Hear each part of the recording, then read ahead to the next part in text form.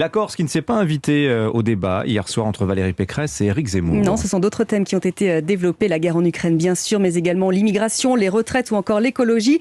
Alexandre Chauveau, débat musclé entre les deux candidats. Dès le début du débat, la première attaque fuse du côté de Valérie Pécresse. Quand on est sous influence de Poutine, on ne peut pas se dire patriote. Et c'est pour cela, Monsieur Zemmour, que vous êtes décrédibilisé pour présider la France. La candidate des Républicains accusée ensuite par Éric Zemmour de manquer de conviction. En vérité, vous n'êtes qu'une technocrate, une gestionnaire. Alors, la politique vous échappe parce que la politique, c'est avoir des convictions que vous trahissez sans cesse depuis 15 ans.